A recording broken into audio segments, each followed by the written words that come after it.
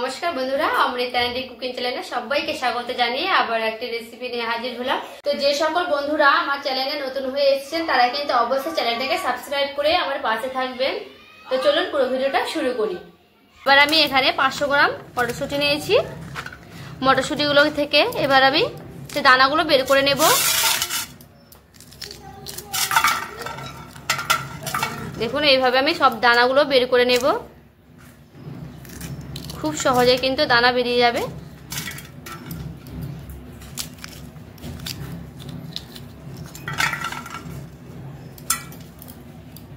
এভাবে বেছে নিয়েছি।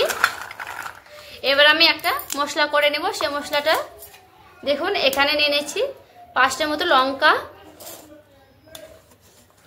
আর নেব আদা, আর নেব জিরে। এখানে নিয়ে নিয়েছি টমেটো পেস্ট করে নেব, তার জন্য একসঙ্গে আমি নিয়েছি টমেটো কাটা। এবার আমি ভালো করে ঢেকে দিলাম, জল দিয়ে ভালো করে মিক্স করে নেব। দেখুন মশলা আমি পেস্ট করে নিয়েছি, খুব সুন্দর পেস্ট করা হয়ে গেছে।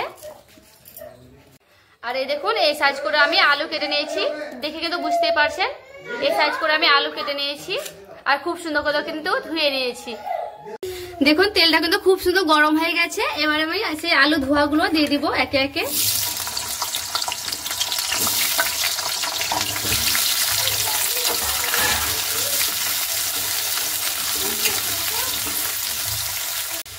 দেখুন আলুগুলো কিন্তু খুব সুন্দর লাল লাল করে ভাজা হয়ে গেছে। এবার আমি উঠিয়ে দিব একটা থালায়।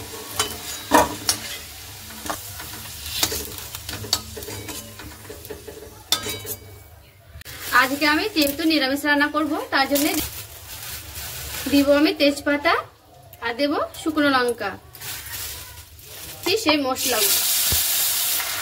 এবার দিয়ে দিব লবণ স্বাদ মতো, দেব পরিমাণ মতো হলুদ,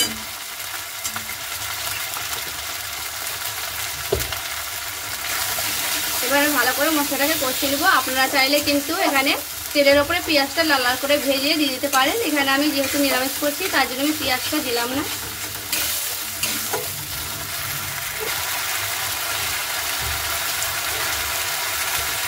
দিব স্বাদ মতো চিনি, বেশি পরিমাণ মতো কাশ্মীরি লঙ্কার গুঁড়ো। ভালো করে মশলাটাকে কষিয়ে নেব। এবার আমি সেই মটরশুঁটিগুলো দিয়ে দিব। আর দেখুন মশলাটা আমার কিন্তু খুব সুন্দর কষানো হয়ে গেছে। এবার আমি সবগুলো দিয়ে দিচ্ছি।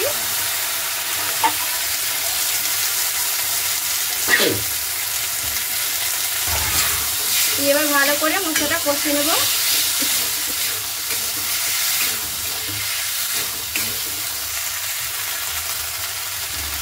এবারে সেই আলুগুলো দিয়ে দিব। দিয়ে আলু দিয়ে মটরশুঁটিতে খুব সুন্দর করে ভালো করে কষিয়ে নেব। এখানে গ্যাসের ফ্লেমটা একেবারে কিন্তু কমিয়ে দিব, আর আস্তে আস্তে ঢাকা দিয়ে দিয়ে এটাকে ভালো করে নাড়তে হবে। ওইদিকে দেখুন মশলাটা কষতে কষতে এদিকে আমি একটা ফ্রাই প্যান চাপিয়ে নিয়েছি, আর গ্যাসটা অন করে নিয়েছি। এখানে আমি একটা মশলা তৈরি করব। সেটা দেখুন একটা দারচিনি নিয়েছি, আর নিয়েছি 2টোর মতো গোলমরিচ, আর নেব 2টোর মতো লবঙ্গ, আর নেব 2টোর মতো এলাচ। এগুলোকে ভালো করে এবার আমি ভেজে নেব। আর এইগুলোকে দেখুন খুব সুন্দর কিন্তু ভাজানো হয়ে গেছে। এবার আমি একটা শিলনোড়ায় বেটে নেব। আর এই যে দেখুন এদিকে আমি সেই মশলাগুলো আমি গুঁড়া করে নিয়েছি। এবার আমি এটাকে রেখে দেবো, সব শেষে এটা কাজে লাগবে। আর এইদিকে আমি 2বার থেকে 3বার ঢাকা উঠিয়ে উঠিয়ে হালকা করে নেড়ে নেব। দেখুন মটরশুঁটিগুলো কিন্তু খুব সুন্দরভাবে আমার কষানো হয়ে গেছে। এবার আমি জল দিয়ে দেব।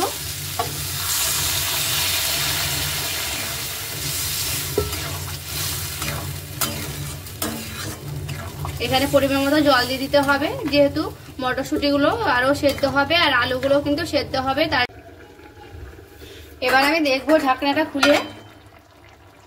দেখুন ঝোল কিন্তু অনেকটা শুকনো হয়ে এসেছে, আর দেখুন মটরশুঁটিগুলো কিন্তু সেদ্ধ হয়ে গেছে। এবার আমি ওপর থেকে দিয়ে দিচ্ছি সেই মশলাগুলো, ভাজা মশলা গুঁড়োগুলো।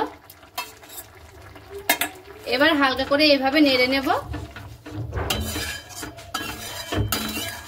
এবার আমার হয়ে গেছে সেই ঘুগনি। এবার দেখুন মটরশুঁটিগুলো আমি নামিয়ে নেব, একটা বাটিতে ঢেলে নিলাম।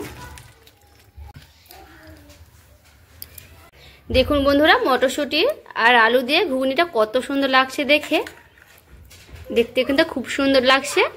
তো এইভাবে আপনারাও কিন্তু বানিয়ে খেয়ে দেখতে পারেন, কেমন হয়েছে অবশ্যই কিন্তু কমেন্ট করে বলবেন।